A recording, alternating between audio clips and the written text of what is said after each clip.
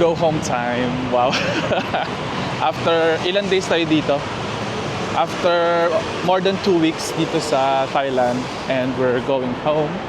Actually, maraming mangyayari for today's vlog pauwi ng Pilipinas. Kasi first time naming sasakay ng Scoot Airline and mag-layover kami sa Singapore for 14 hours. And then, na-try namin yung lounge access namin using our credit card sa Bangkok Airport. We'll see kung anong mangyayari. Never pa kami nakapag-lounge, so we're excited. Maga kami pumunta sa airport para masulit namin yung lounge access. Okay, tara. Magbabas lang kami. Nandito kami sa may Ratchayotin Station kasi galing kami ng mall. Ito yung mall. Ito lang yung hotel namin. Tumambay lang kami for mga 2 hours lang.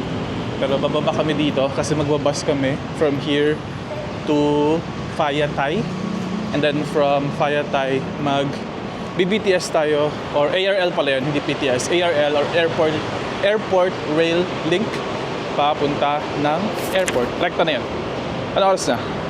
2:08. 8 PM pa yung flight namin. Okay, let's see kung gaano katagal yung travel time.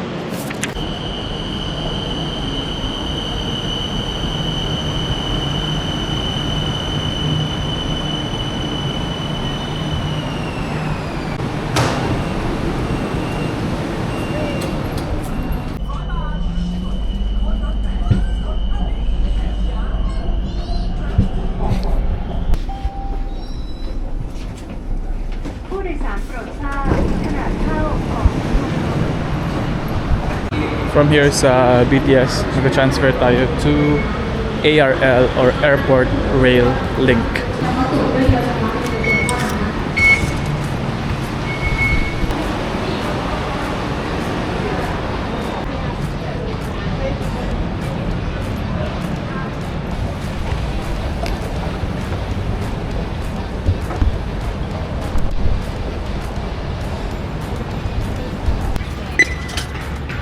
$45 each times 290.